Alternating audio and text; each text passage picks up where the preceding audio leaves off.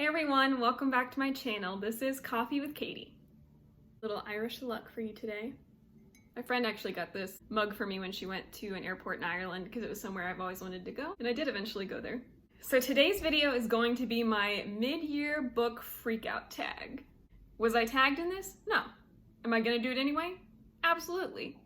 If you hear any, live music or bands or odd noises outside, it's because there's this giant festival that's essentially right down the street from me because I live downtown and there's a huge it's called a cruise, but it's this huge car show, live show. There's food trucks and all kinds of stuff down there. So if you hear any crazy noises, that's what that is. There's literally nothing I can do about it. So I've always wanted to do this tag because I just think it's a really fun way to kind of reflect on all of the books you've read this first half of the year and remind yourself of all the goals and books you want to read, and also just kind of seeing how your reading has evolved or how your tastes have changed, or just lots of different things could come out of it. So it's a really fun idea and I just really wanted to do it. I got all my questions here in my cool little notebook. So yeah, let's just get into it. So the first question is the best book you've read so far in 2021. And I'm probably gonna have multiple answers for all of these, but I'll give you the first one and then I'll tack on others. I'm going to say the best book I read in 2021 so far is The Order of the Phoenix by Harry Potter. Now, this is not my favorite movie out of the bunch, nor is it my favorite Harry Potter book, but I am saying this is my favorite sheerly for all of the McGonagall sass and gold nuggets and gems and just hilarious things that she says in this series, and how savage she is with Dolores and how she's rewarding Harry for standing up to her. I love McGonagall, and this was just pure McGonagall gold. So that is why this is the best book I've read so far. Another one I will mention, because I've talked about this series and this author a lot on my channel, is Caraval by Stephanie Garber. I just read this series I started in January. I just started reading this series in 2021. So it's one of my favorite series of all time now. I love the author. I'm gonna read everything she does. And because of that, I have to mention Caraval as one of the best books I've read in 2021. I will say though, it's not necessarily the first book that was my favorite, but we'll continue with that later. The next question is the best sequel you've read so far. So for that, I have a few. The first ones being, have you guessed it, Legendary by Stephanie Garber and Finale by Stephanie Garber. And you can see that I got the UK editions in. I liked Caraval a lot. I thought it was really magical. I thought it was really fun. But I would say I didn't completely fall in love with it until Legendary and Finale. I think the more this series continued, the more interesting it became to me. And so that's why I have to say Legendary and Finale for the best sequel so far. Another one I will mention, don't come for me, is A Court of Mist and Fury by Sarah J. Maas. The reason I'm saying that one is when I read A Court of Thorns and Roses, I read it because of the hype. I wanted to know what it was about. I wanted to hear about the Fae world. And I liked it. I read it. It's pretty fast paced, I liked the trials and all of that stuff, but I wasn't a huge fan of it as much as I was for this one. And I think the reason is it was a Beauty and the Beast retelling. I know how it's gonna go. And I wasn't really sure how it was gonna continue or kind of tie into everything. But the world that is expanded on in this book with the Night Court, and even just the different courts in general, because you don't really get into them that much in the first book, I thought the world in this, going to the Night Court, learning about the Illyrians, and all kinds of other courts and their magical powers, their cultures, just different things like that, that's what I thought was really fun. So for that reason, I will say this is one of the best sequels also, because I liked this much more than the first book, which I feel is rare to have the second book be better than the first. The next question is a new release you haven't read yet but want to get to. And for that, for me, hands down, it has to be Shadow of the Gods by John Gwynne. I am so excited for this book. I've never read John Gwynne, as I've mentioned, I think in my book haul, but this just completely called out to me, and I love this dragon. I love dragons. And this one has just been very intriguing to me, and I really want to get to it soon. I want to get to it in a month, let alone a couple months, and the second half of the year. I just want to get to this really soon. Another one I would like to get to, and this may seem weird, so I'll explain, is Rule of Wolves by Leigh Bardugo. The reason I'm saying this one is because I read Six of Crows, I still have to read Crooked Kingdom, and I still have to read King of Scars. But I want to read all of those and this one before the year is over. I want to get through all of the Grisha verse books. So that's why I'm tagging this one on there too, even though I haven't read King of Scars yet. And because it came out this year, King of Scars did not. The next one is the most anticipated release for the second half of the year.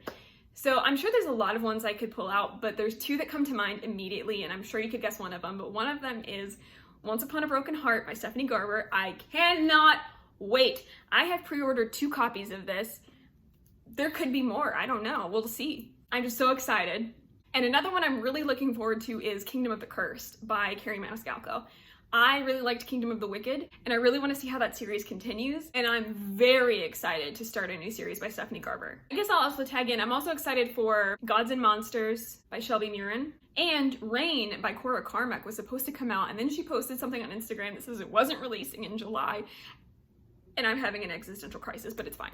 Another anticipated release that's, I guess, never coming out, I don't really know, was War of Dragons by Jessica Cluess.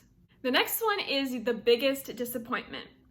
Now, I feel really bad talking about my biggest disappointments in books when it's just like, you're talking about all the stuff you're excited about and you're like, this one sucked. It didn't suck, but whatever.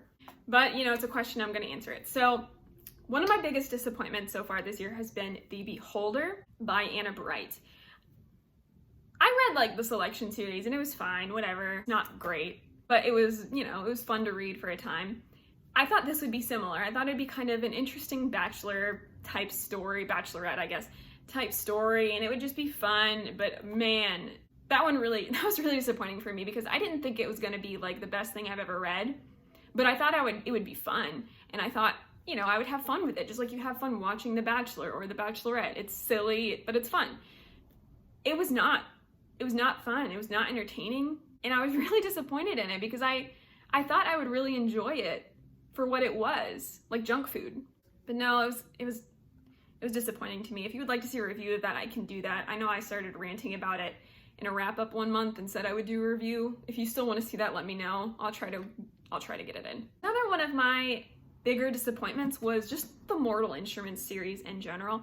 I read the last 2 this year, so I guess I can talk about those.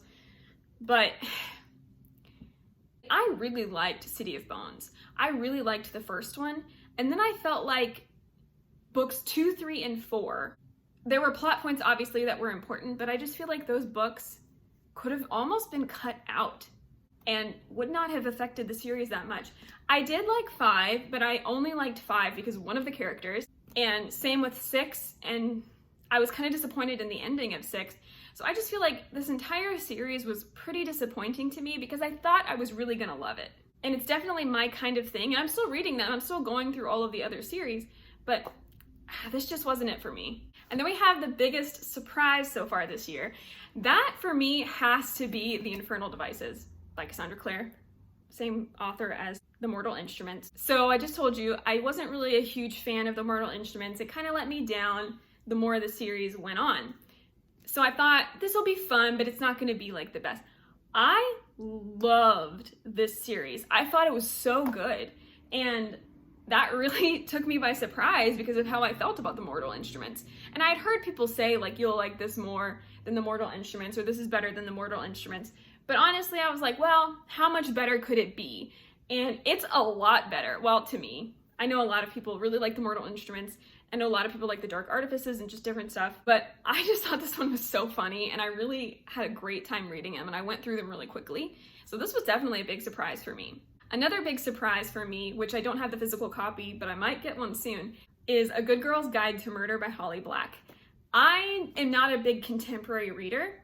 I obviously like a lot of fantasy, and it's not like I hate contemporary, but I would just prefer a fantastical world or a sci-fi world than I would contemporary. But I read this because I thought the premise sounded interesting. I do like psychological stuff. I do like Ted Bundy documentaries, serial killer documentaries. I like those kinds of things. So I thought I might like this book in particular. But I thought it'll be fun. I'll listen to it on Libby, which is what I did. It was free. It was a good time. That's what I thought it would be. I liked it so much more than I thought I would. I cannot wait to read the second book. The third book's coming out this year. I'm really excited about them now, and I don't know if I've ever felt that way about a contemporary, ever. So that was a big surprise for me, to love it as much as I did, which is a spoiler, I think, in my wrap-up, so just pretend like you're surprised. And for favorite new author this year, I obviously have to include Stephanie Garber, because I just said I really want to read all of her works now. I read her books this year, so I have to include her. But also I would say Leigh Bardugo. The Grisha trilogy was not my favorite of all time or anything like that, but I really like the world. And as I've continued in the Grishaverse and read like Six of Crows, I have to say that she's becoming one of my favorite authors. And I will probably continue to read everything she puts out. Except maybe not Ninth House. I'm a little nervous about Ninth House. I don't know if that'll like taint my view of her, if I'll like it. I don't know. We'll see. But yeah, I feel like I had to include Leigh Bardugo in one of my favorite authors. And I'm only saying those because I've read multiple books from them. Like Caraval's obviously the same series, but Leigh Bardugo, I read Six of Crows and I read the whole Grisha trilogy. So I would say that. One other one I might say would be Carrie Maniscalco, but I don't feel comfortable saying that because I've only read one book from her. I have Stalking Jack the Ripper series, but I haven't read it yet, so I don't want to include her yet. The next one is newest fictional crush, and for that I have to go with The Darkling. I absolutely love The Darkling. I know that that's not necessarily a popular opinion. I guess it is now with the show because of Ben Barnes. Everybody thinks he's attractive. But I really like The Darkling in this series. He would probably be my fictional crush. And on that theme of dark bad boys, I also have to say Wrath from Kingdom of the Wicked. I really like Wrath. I also really like Legend, but I've talked about Caraval so much that I'm trying not to talk about Caraval this whole video. The next one is going to be your newest favorite character, and I have a few for this. One of them is, of course, Will Herondale. Hilarious character, so funny. He has to be my favorite. Another one that I think is coming to mind, especially the more that I read the Shadowhunter universe, has to be Magnus Bane. I don't know if I loved him when I first read about him in the Mortal Instruments, but the more the series continues, he kind of shows up in like every series. He's hilarious and just a really funny character, and the more he shows up, the more I like him, so I would say Magnus Bane also is in there. And a couple more from Leigh Bardugo's universe would be Nikolai Lansoff.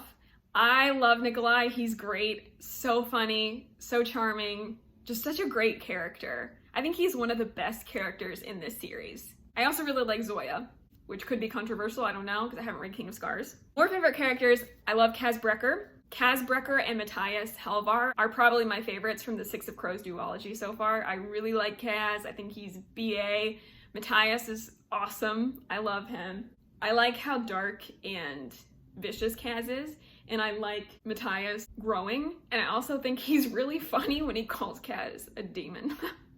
Another like honorable mention, so I really wanted to mention one character in particular, but when I was looking back at when I read those books, I actually read them at the end of 2020, so I don't feel like I can include him in this, but I'm going to just do an honorable mention, and that is Severo from the Red Rising trilogy. I love Severo. I think he's the best character in the whole series so far. I still have to read the third one, but Severo is hilarious. He's vicious, he's weird. I just really like him. He's really loyal. I think Severo is the best character in that series, and if you disagree with me, fight me. The next one is a book that made you cry, and I'll just go ahead and expose that I'm a cold-hearted person. Just kidding, kind of. But I don't cry. I don't cry in movies, and I don't cry in books because I know it's fictional, it's not real. So to me, I'm like, why would I be crying over this? And that's not to say that you can't cry. If you cry when you read things or watch things, I'm not gonna make fun of you. I don't think that's weak. I don't think there's anything wrong or weird about that. I just don't. And I joke about that because my friends or family will call me cold-hearted because I don't cry in those things, but I just don't. But I will say when I was reading Chasing Vines by Beth Moore, it's a nonfiction, and it's kind of just about growing through hardships in your life. And there's this whole section of her book where she's talking about her dog dying. And that was a time in my life when my dog did die that was really hard for me, and I did cry a lot at that time. So her bringing that up in the book brought kind of those feelings back, and I like kind of teared up, but I don't cry, and I didn't cry. But that's the closest I'm going to get when I'm reading something that I'm gonna cry. So that was my only answer for that. The next one is a book that made you happy, and I'm sure I could include so many books for that, but I'm just gonna rapid fire some. Caraval made me happy, really magical, really fun. Kingdom of the Wicked made me really happy. It's really dark and has a lot of like demon princes and a lot of Italian food, so that was just really fun and made me happy. I also had a lot of fun reading Roar by Cora Carmack. I just think it was a good time, and so that made me kind of happy with all of the weather magic. I also really like Cassius in this book. Random side note. The next one is the most beautiful book you've bought so far this year. I feel like, again, a lot of books could qualify for this, but I went ahead and just picked The Nature of Witches by Rachel Griffin. I think the cover is really pretty. I really like the image, I like the colors, but then also the bonus of when you take the dust jacket off, it looks like this, and I think that's absolutely beautiful, so that's why I had to include this one as the most beautiful book so far. And again, I think there's more that I can mention, but I don't want to harp on Caraval. I bought the UK editions, they're stunning. One book that I actually think is really pretty based on the cover alone is Rapacitic by Laura Lassa. I really like the wing. And I bought all of the Court of Thorns and Roses books in the new covers, and I think the new covers were really stunning. I know some people didn't like them, some people did. The next question is, what books do you need to read before the end of the year? Once Upon a Broken Heart, have to read it. I'm losing my mind over it, cannot wait. I don't think I'm gonna get an arc of it, but if I did, I'd read it immediately. So Once Upon a Broken Heart. Another one I really want to finish so I can continue the series because the next one's coming out this year is Blood and Honey by Shelby Murin. Because Gods and Monsters is coming out, and I liked Serpent and Dove a lot, and I really want to get to this, and I just haven't, so that's why I need to finish it before the end of the year. Another one that I really want to finish before the end of the year is A Court of Silver Flames by Sarah J. Maas. I've read all of them except for the little novella that I'm trying to get to soon, so once I read through the novella, I want to get to this, and definitely a goal to finish it before the end of the year. This thing is chunky. Look at that. I mean, this thing is like 751 pages, and then there's an extra, because I got the Barnes & Noble exclusive edition, there's an extra like chapter at the end. This is a lot. I know you're sitting there reading your Wheel of Time and your Rhythm of Wars and all that, and you're like pish posh, but I'm a little intimidated, not gonna lie. And the final prompt is your favorite book to movie adaptation this year. And honestly, I don't think there's been a lot, but it's gonna be a TV show, not a movie adaptation. And you have to see this coming. It's gonna be Shadow and Bone by Leigh Bardugo. I mean, come on. Sorry to harp on Shadow and Bone and the Grishaverse, but I didn't really watch anything else that was a book so far this year. Like, I'm going to watch The Witcher. The second season's not out yet. And I've read these books, so this is my favorite so far. And if you ever want to hear me talk about that show, I can definitely do that. I think they did some characters dirty, and I think they did some characters well in that show. Overall, I like it, but I think some of it doesn't stay true to the characters. It also wasn't advertised to stay true to the characters. It was supposed to be kind of like a fan fiction type thing. Obviously, they've mixed a lot of storylines and plot lines, but overall, I really liked it. I forgot to mention this in the beginning, so I'm gonna mention it now. Today's coffee was orange cream. It's like a little chocolate truffle orange cream by Coffee Beanery. I really like their coffee. We get them like every month. And I will say that one's not as flavorful as the other ones have been, like Hawaiian Coconut. That one's top notch. Let me know what books you want to get to by the end of the year, or your most anticipated release of the year that hasn't come out yet. And if you have any ideas of some future videos you would like to see, leave them in the comments. I would love to see it. And for those of you who don't know, my Instagram is Renegade Reader, and my TikTok, or BookTok, is Lady Darth Vader. I like to do Star Wars and bookish content on my TikTok, and just random fun stuff, but my Bookstagram is just kind of books. There's some Star Wars, but you know.